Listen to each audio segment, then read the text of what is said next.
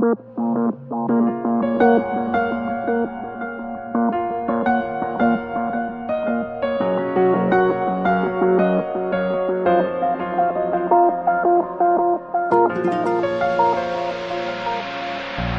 قلبي عليك مش منك خايف، أنا والله أنا خوفي عليك، خايف عن قلبك تتخلى واكتر.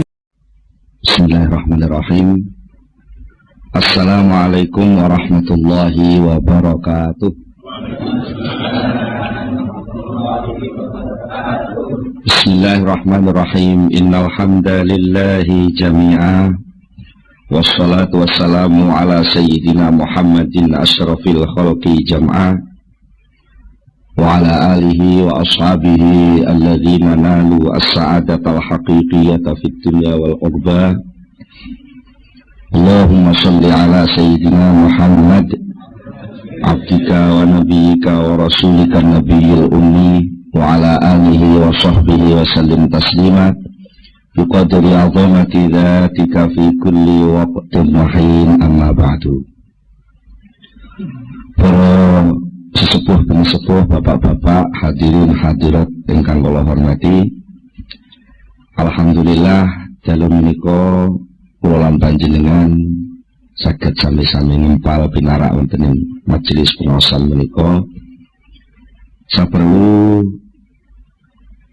berusaha ningkataken keimanan, keislaman kula lan panjenengan sedaya.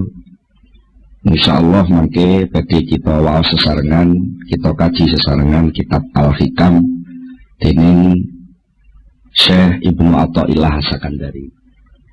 Ananging kangge pertemuan ingkang pertama menika langkung rumiyin badhe kula aturaken setunggalipun pengantar.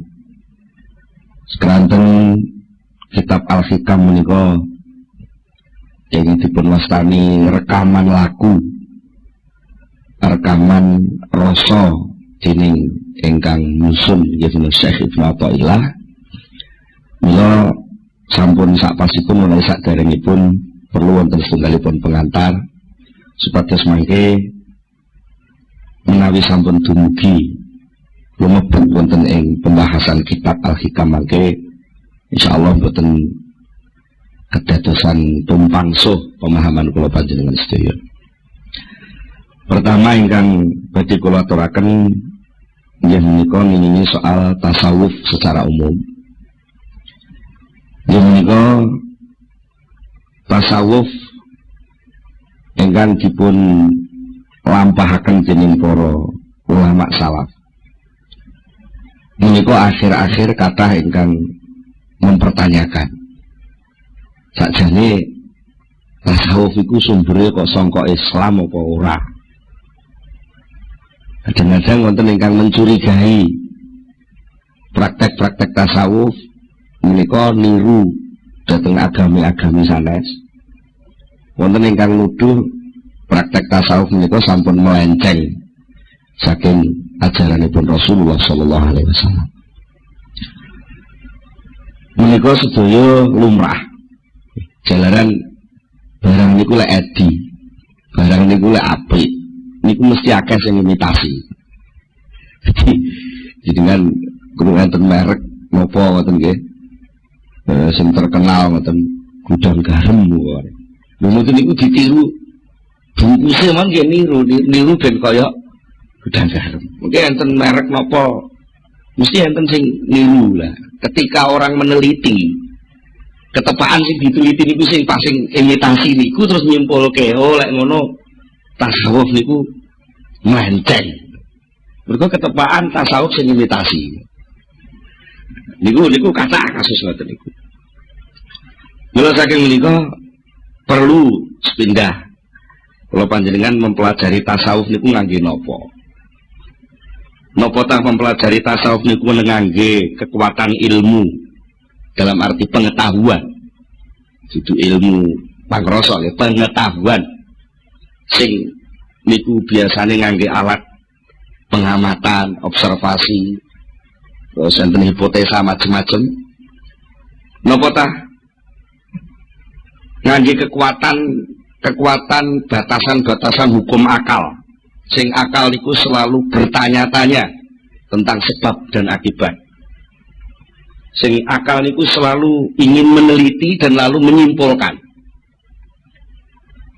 Menggunakan beberapa term bahasane wong sakniki. Napa enten ungkapan-ungkapan, kesimpulan-kesimpulan digabung kesimpulan-kesimpulan akhirnya digabung-gabung jadi kesimpulan akhir napa model ngoten. Contohnya upamane saben wong kuwi mangan. Saben wong niku mangan. Niku data awal. Data kedua, kewan-kewan liyane wong iku ya mangan. Terus disimpulno, lek ngono wong niku padha karo kewan lah. Kesimpulan wong padha karo kewan. Niki jenenge hasil analisa akal. Menawi bahan awalnya pun melenceng dan cara menyimpulkannya sudah salah, maka kesimpulannya pun terjadi kesimpulan yang salah. Napa tasawuf niku ajeng dibahas kangge cara niku. Enten maneh kekuatan ketiga sing mungkin serodok pas. Kekuatan yang menungso niku sak liyane ngerti, sak liyane nyimpulne nganggo akal, menungso niku gadah sing jenenge roh. Roh niku nggih roh nggih.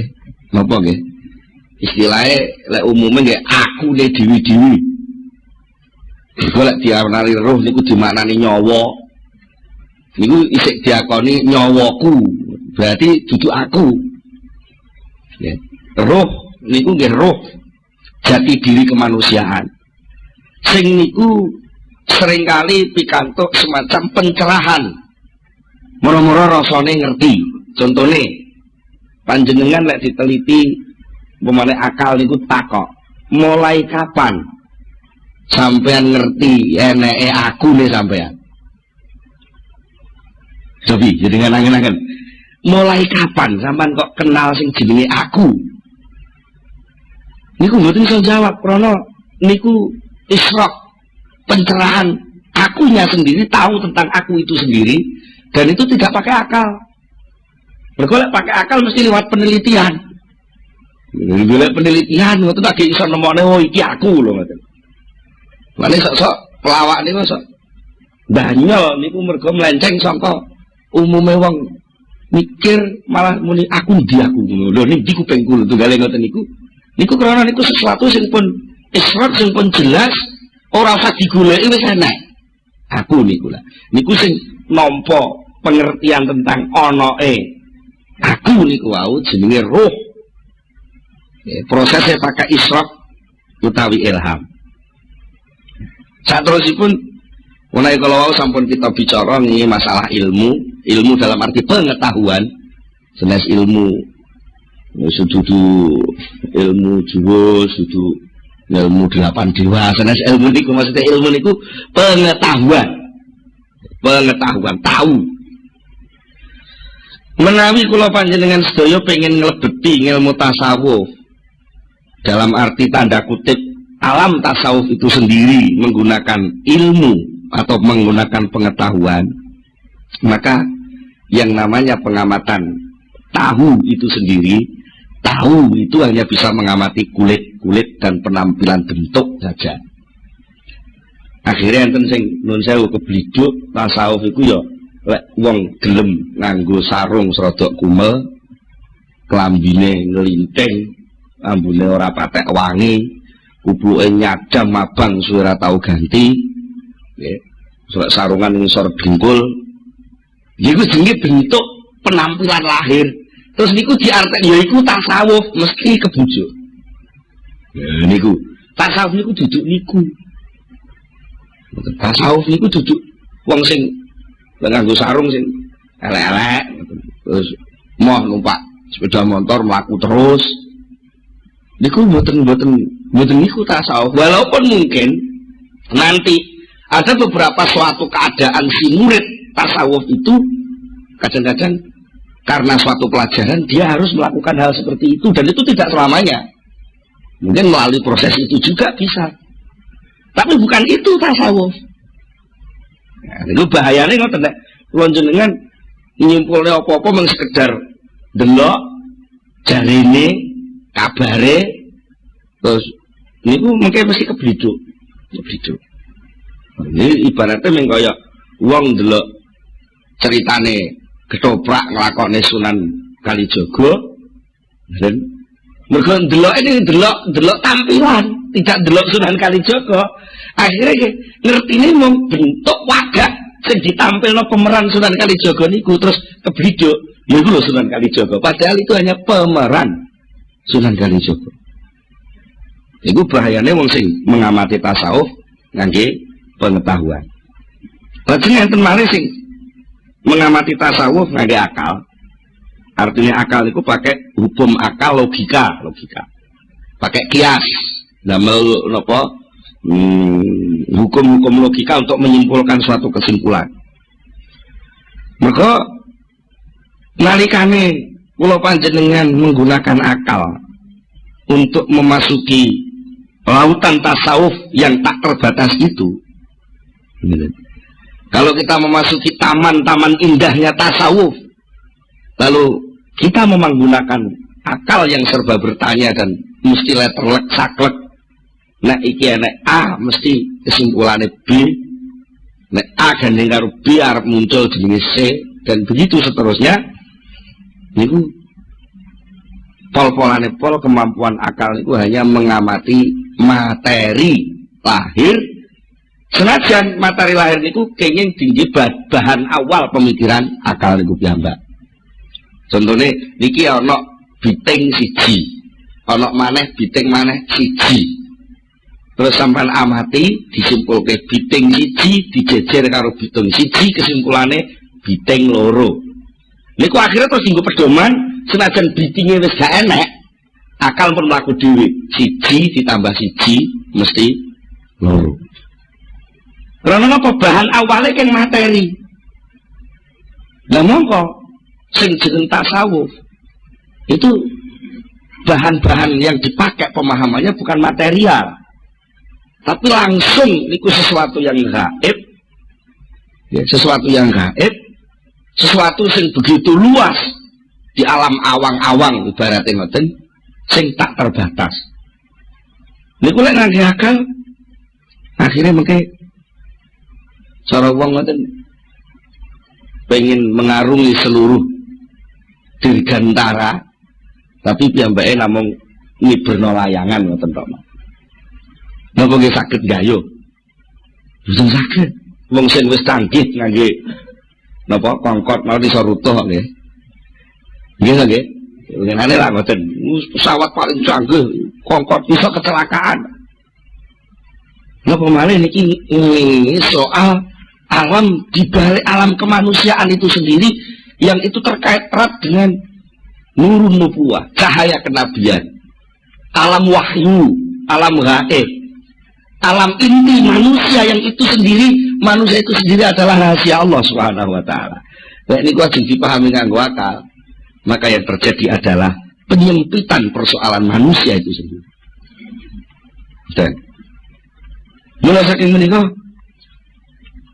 kangge memudahkan terus pundi sipados kula sedaya panjenengan menika saged memahami tasawuf. Ya ampun nganggo alat sing remeh-remeh. Begitu luasnya tasawuf sing mampu saged ngrasakne tasawuf niku namung manahipun piyambak-piyambak.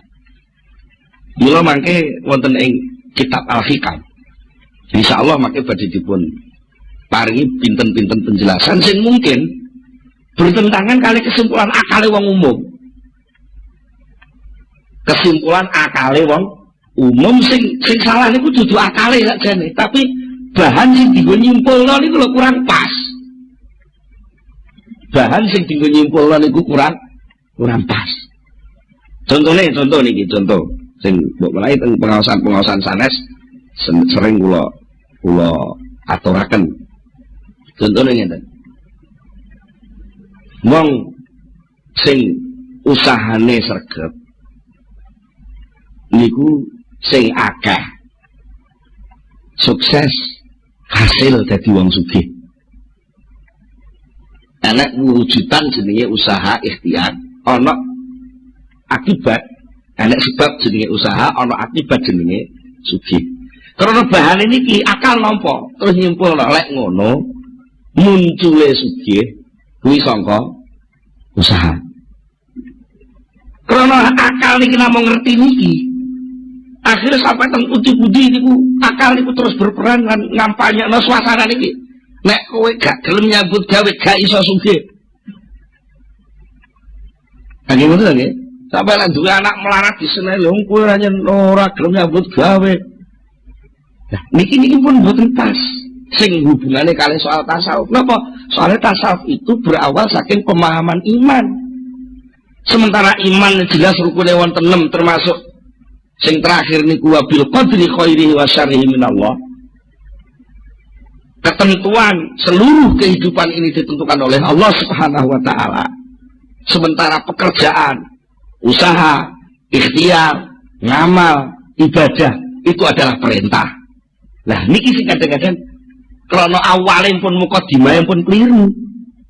Antarane nyambut gawe karo sukses niku dianggap saling berakibat.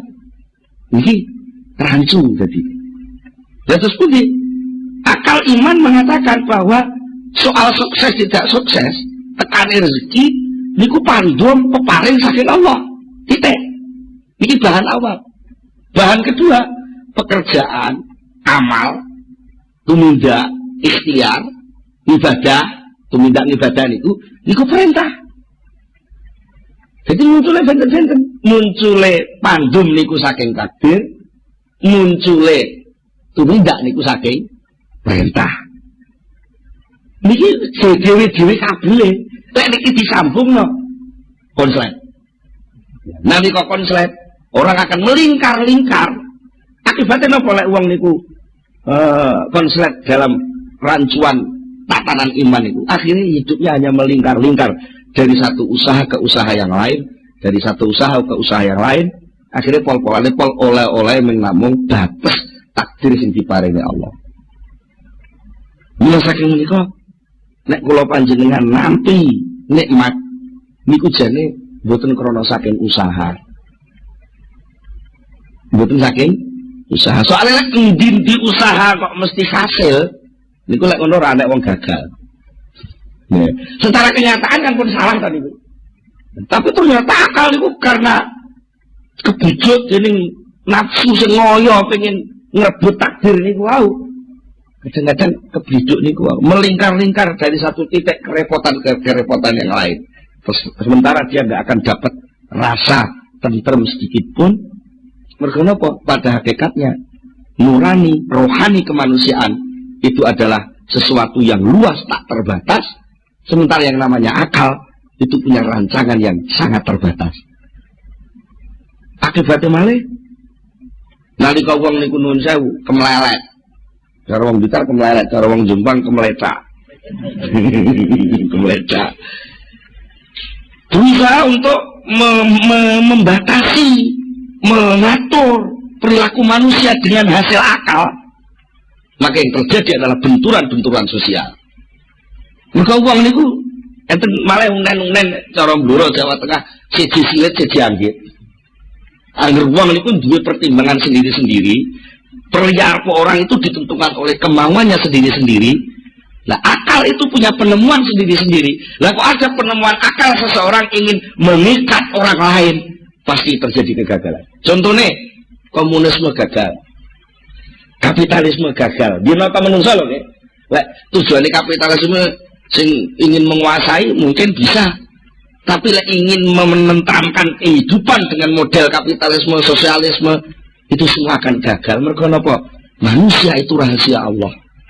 Karena rahasia Allah hanya bisa diselesaikan oleh aturan-aturan Allah itu sendiri.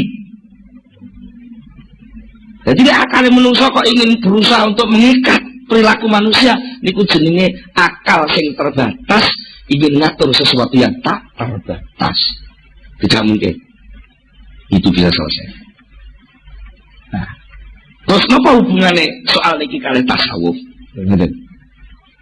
Pada dasarnya tasawuf niku adalah mengajak orang untuk tunduk, sujud, membersihkan keinginan-keinginan jenggelek. Gitu, penak ngomong ngono.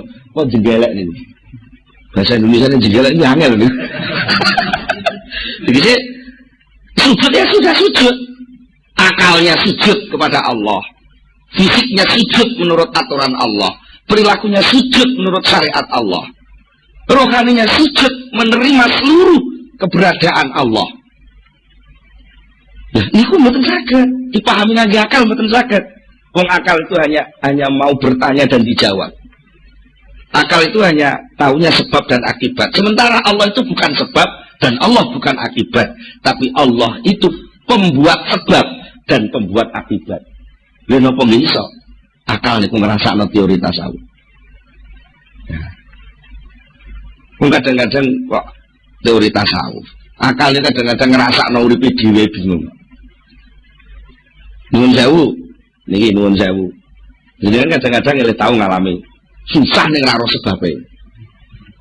Ini sering lagi. Akal niku akal bertanya-tanya itu. Jane nyapa ta aku kok susah iki nyapa? Duit wis nyekel, bojo nyanding. Bojo wis nyanding, duit wis nyekel, pangkat wis dhuwur. Tapi apa gak susah iki jane sing tak susah iki opo? Jadi apa gak bingung ya? Karena apa itu soal rohani, soal inti kemanusiaan. Mulai larinya kadang-kadang lari kepada materi lagi sehingga terjadi penurunan derajat kemanusiaan. Contohnya nalika piyambake dibegak karo sebabe mergo wis dadi wong sukses. Asale ndek omahe ning desa terus dadi artis urip ning kota sembarang kalir keturutan. Mergo honore leh dadi artis niku wis cukup sak cukup-cukupe. Tapi enggak ada yang kurang. Mergo napa? Ora sujud. Karena sujud itu pada akhirnya adalah watak dasar kemanusiaan itu sendiri. Ketika watak dasar itu enggak dilakukan, cara wadak ngoten keji. Ngertos keji nggih. Wong biasane obah-obah terus gak diobahne niku keji. Nah, saat keji niku lho butuh pelampiasan. Nah, pelampiasan niku kadang-kadang enten sing salah, Bos. Bangsa narkoba, bangsa ekstasi, bangsa mendem lan sak terus niku. Niku karena tuntut. Jadi aku bisanya seneng lek bojoku mesem. Tapi kenyataan dalam rumah tangga dia mesemnya gak metu-metu. Akhirnya dia cari yang lain, sing duduk bojo, sing iso mesem. Nah, ternyata wis keturutan mergo duit akeh.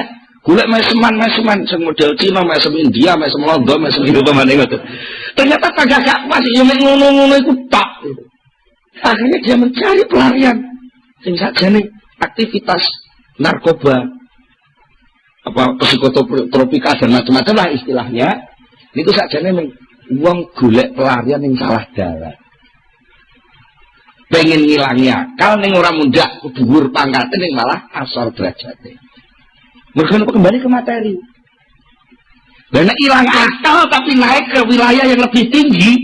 Nah itulah sebenarnya tasawuf. Jadi ya nek penak ngomong. Napa ta tasawuf niku? Tasawuf belajar mendem.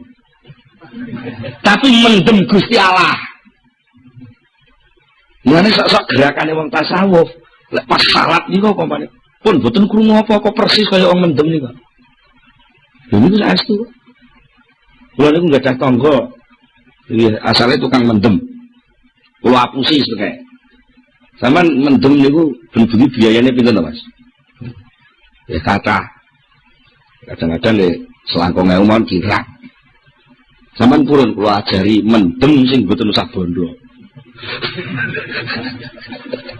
Lah kok benten ampun nek sampean gak percaya urung-urung wis napa enten ya aku gak nguruki. Sing penting percaya kula dhisik. Ya ampun, tapi aja niat jajal lho. Niat jajal. Manut kula mawon.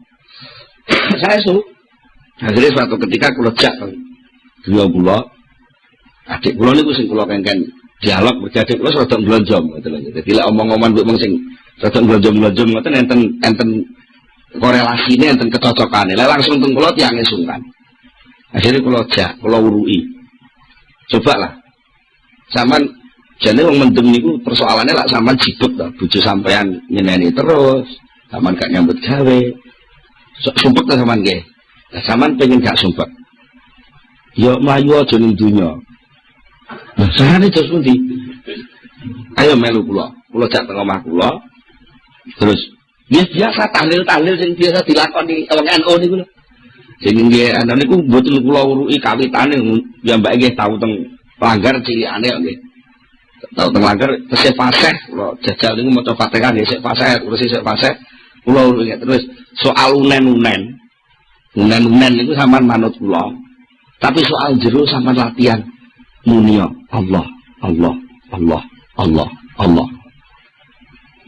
Pun kaestu kula biasane lah kula tahlilan mboten 500, mboten 200. Pokoke putaran tasbih niku entek kula baleni terus sampai kula dhewe gak ngitung. Jadi ku akhirnya piyambake jan gereng-gereng persis kaya wong mendem. Tapi wajahnya jelas. Wajahnya ada semacam pencerahan. Karena napa? Piyambake atine pun dijebol dening nur zikri. Cahaya zikir. Sing nuwun sewu, kadang-kadang zikir itu diselepelekne kalih wong-wong. Padahal zikir itu pengaruhnya sangat besar sekali. Zikir itu kan ana mung sesebutan. Sesebutan itu lah jeneng. Ya jeneng itu penting lho, nggih. Tapi lha pamane enten wong sembarang kalian mau nganggo jeneng kok. Jeneng niku lah milih ya tenanan. Di dagangan kudu enek merek sing pas. Kados studio sing ngerekam niki. Nggih. Niku lah golek jeneng ya wis diitung. Mboten sembarang ngawut ngoten kok. Pokoke radio jenenge dugel ngono ya ora pantes gitu. Gila itu sudah. Lah kate niki sesebutan. Sebutan unen-unen. Contohnya ya Pak Mis. Mboten ngandel. Podo-podo barang gak ngerti sampean dereng tahu bukti. Durung tahu roh buktine. Liwat teng pinggir desa ngisor barongan teng Sanding Bu. Bareng-bareng bocah akeh ngoten. Terus sing sitok iku nyebut gemek. Terus di reaksi sing muncul. Keplayu padahal duwite gak ana. Nek namung sesebutan mon berpengaruh. Lah benten lek liwat ngisor barongan bareng-bareng wong akeh terus salatullah salamullah ora ana apa-apa. Dan ada reaksi riang. Lah apalagi kalau itu nama Allah. Allah niku penguasa ning penguasa. Allah niku leluhuring luhur. Maha dan maha sembarang maha niku Allah. Kok disebut masuk tenggene nur, ning tenggene ati. Ini mesti bereaksi.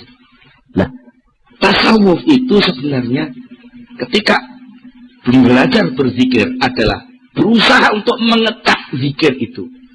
Ketika diajari melakukan ibadah sholat, berusaha untuk merasakan sholat itu. Sudah tidak berpikir lagi tentang salah, sah dan tidak sah. Mergo sah dan tidak sahnya harus dipelajari sak dulunya. Sama nopo tumo nenek wong Allahu Akbar membuka takrib. Ini Allah Akbar itu sah moral kan buatan. Itu sudah ditinggalkan, bukan gak dinggo. Dinggo tapi mas gak jadi beban. Kalau jadi mau belajar sepeda motor, kalau belajar nyetir, ngene apa ngene biru pengajaran apa belajar nyetir niku. Nah kalau nyekel setir apa buka teori. Malah nabrak-nabrak. Teorinya sudah ditinggal karena sudah menyatu dengan dirinya. Maka dia sekarang tinggal mencari jalan yang tepat, haluan sing pas, ben gak tabrakan, delok rambu-rambu sing pas, dan berusaha untuk menikmati perjalanan. Nah, tasawuf itu sendiri menyangkut berbagai macam aspek, mulai aspek metodologi, bagaimana caranya bertasawuf, menyangkut soal letak posisi tasawuf itu di mana di tengah-tengah Islam, menyangkut apa tujuan tasawuf, dan seterusnya itu sangat luas sing insyaallah mangke badhe dipun jelasaken wonten ing kitab Al-Hikam mangke pelan-pelan.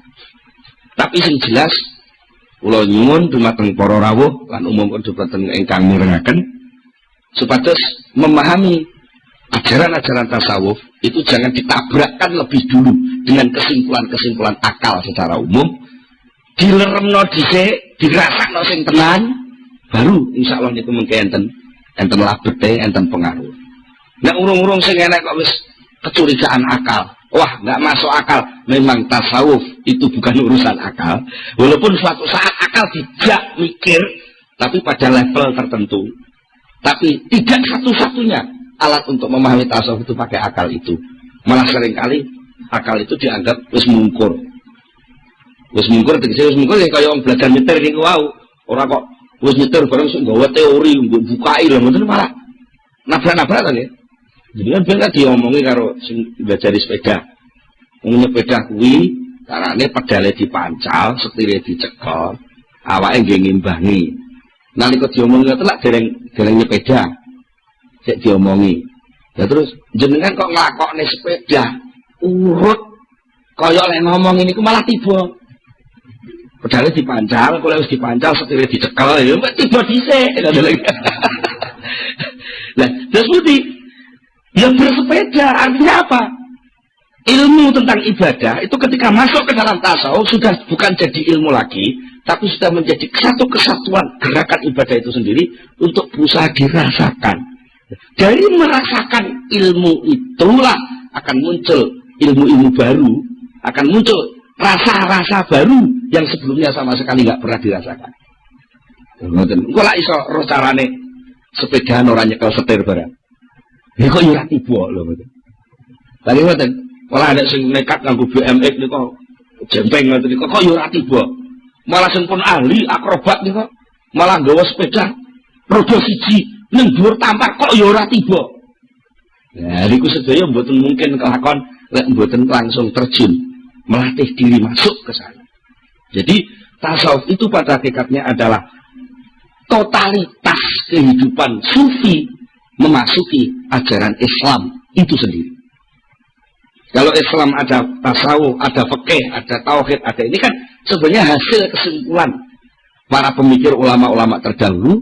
Nah, sementara tasawuf itu berusaha untuk merangkum seluruhnya, untuk diajak kembali kepada Allah Subhanahu wa taala, notok kepada Allah sesuai dengan dawuhipun Allah, wa inna ila rabbikal murtaha. Sesungguhnya hanya kepada Tuhanmu lah segala sesuatu akan selesai.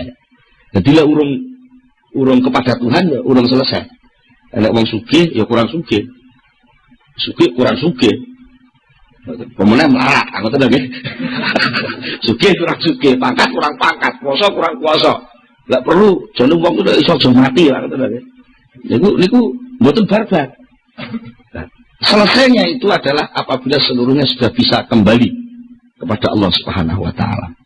Niku gambaran singkat tentang tasawuf sing insyaallah mangke langkung jelas malih, langkung jembar malih menawi kula panjenengan sampun memasuki tenggene kitab Al-Hikam.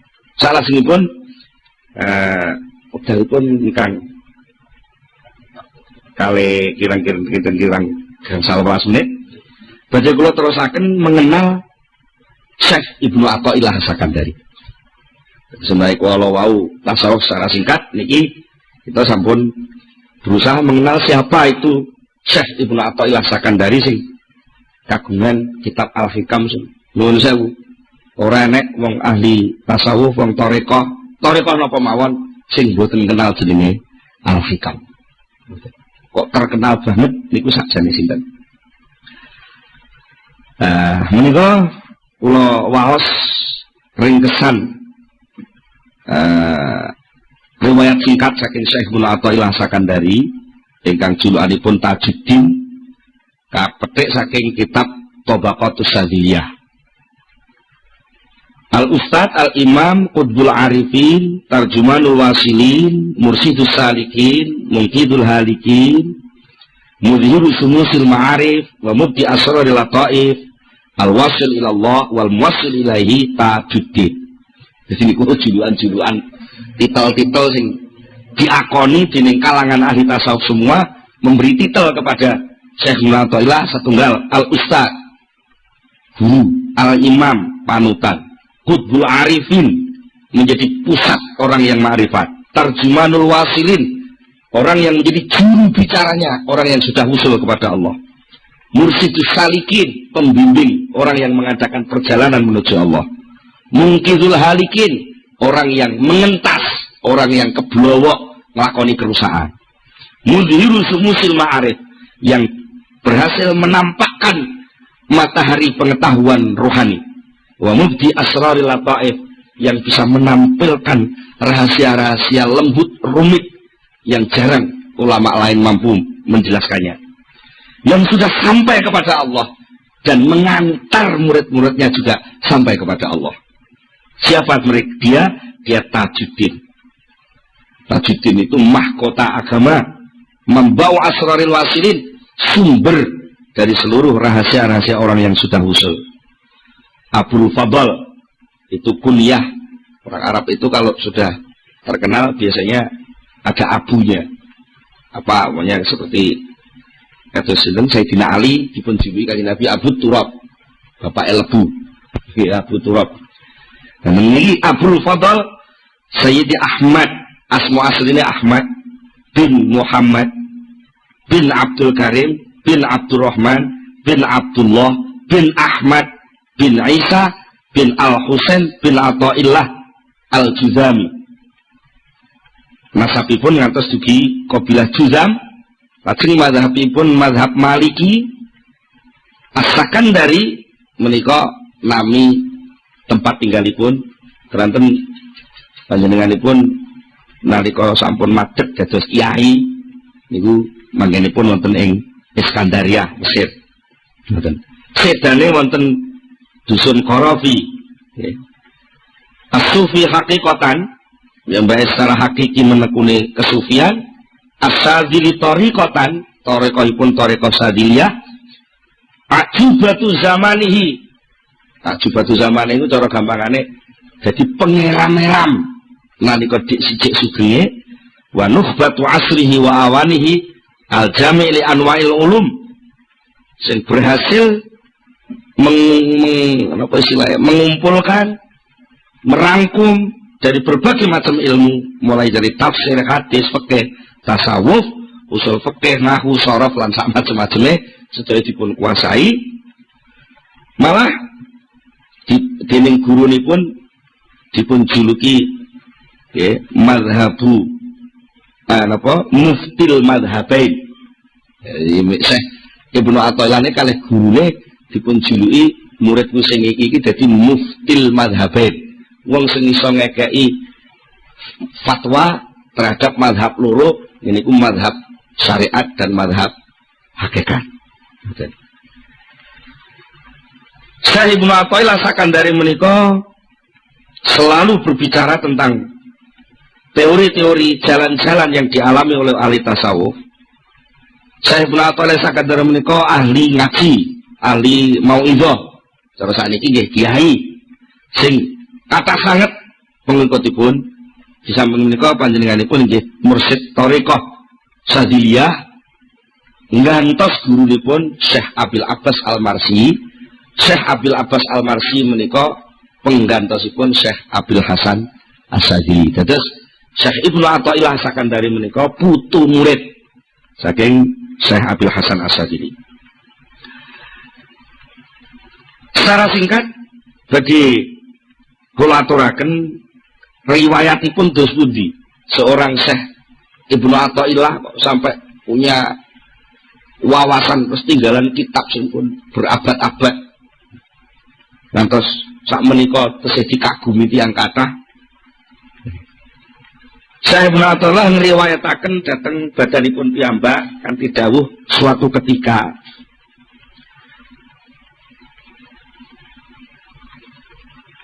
Syekh Ibnu Athaillah menika nggadahi semacam napa nggih persoalan konflik antawisipun Syekh Ibnu Athaillah kalih murid-muridipun Abil Abbas Al-Marsi. Jadi nalika semanten Syekh Ibnu Athaillah mun dadi kiai. Tapi dereng melok tarekah penak omong ngoten. Kiai syariat dereng melok tarekah. Lajeng suatu ketika piyambake niku semacam nggadah ingkar dhateng praktek-praktek tasawufipun Syekh Abil Abbas Al-Marsi sing dipraktekne murid-muridipun. Jarat mukhasamatun baini wa baina ahad di ashabi Sayyidi Abil Abbas Al-Marsi qabla sohbatilahu. Terjadilah perselisihan pendapat antara kula kali salah setunggale murid Syekh Abil Abbas Al-Marsi sakderenge kula berguru dateng Syekh Abil Abbas Al-Marsi.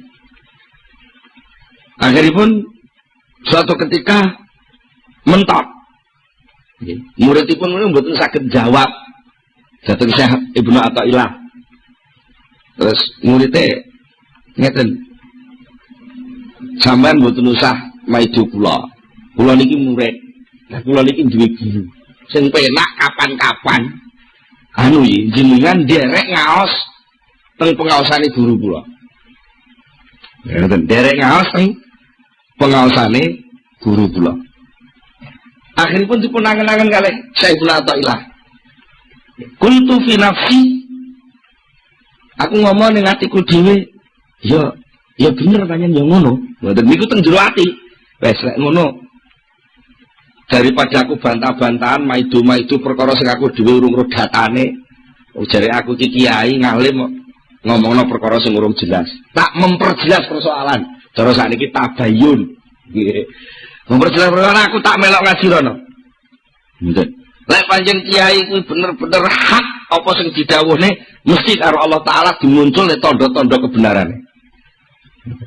Akhirnya saestu jeneng Syekh Ibnu Athaillah sowan. Mboten sowan nggih melok ngaji ngoten mawon. Pas teng pengajiane Syekh jeneng Abil Abbas Al-Marsi kalau wau. Lajeng ngeten. Syekh Abil Abbas Al-Marsi niku nalika niku pas nerangne tingkat-tingkat pesulukan. Ngoten pas nerangne ngoten niku Syekh Abil Abbas Al-Marsi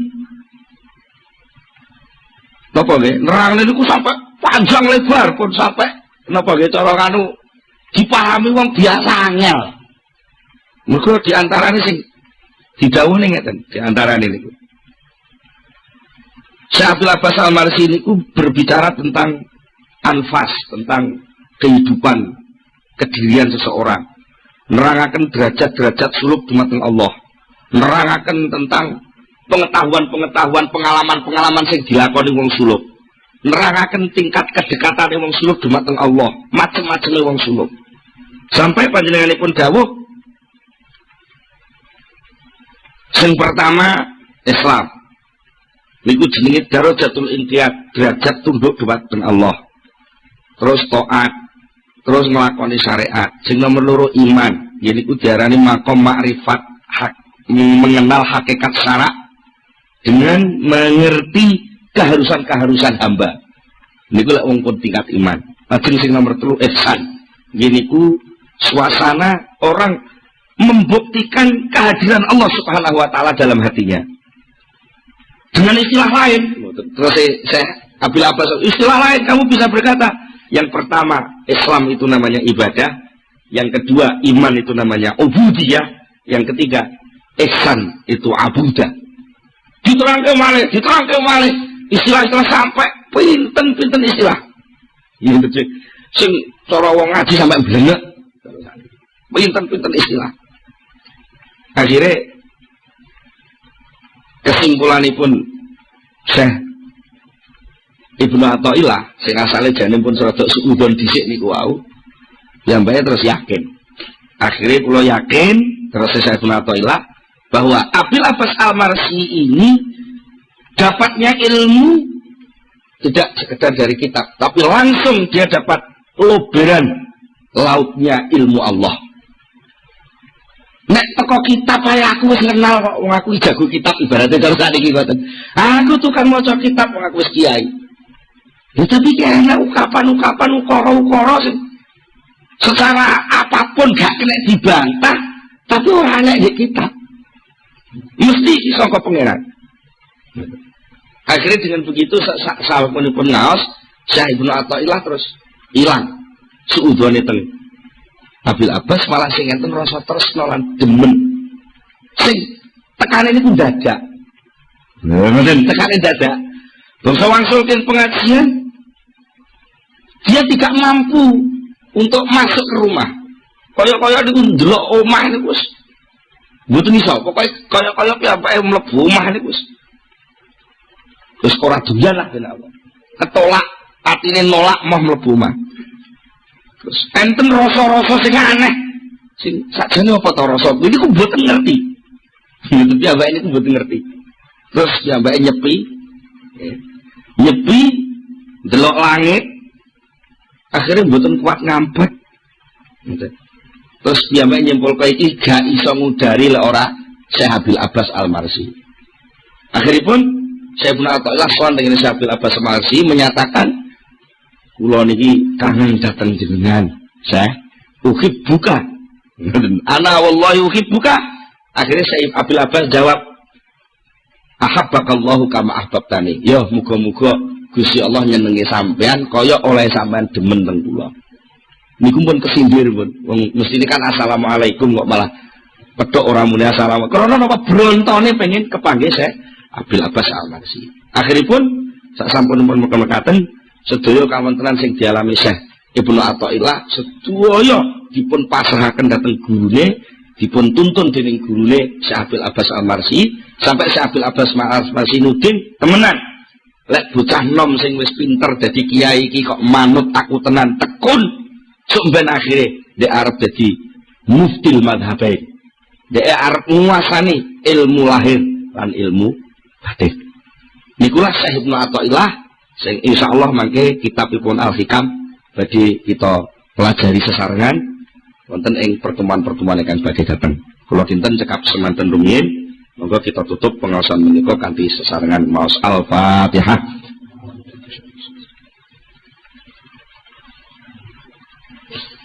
Allahumma shalli ala sayyidina Muhammad sallallahu alaihi wa tabaraka wa sahabati Rasulillah alhamdulillahi rabbil alamin hamdan yuafi ni'amahu wa yukafi mazidah ya rabbana lakal hamdu kama yanbaghi li jalali wajhika wa 'azimi sultanik.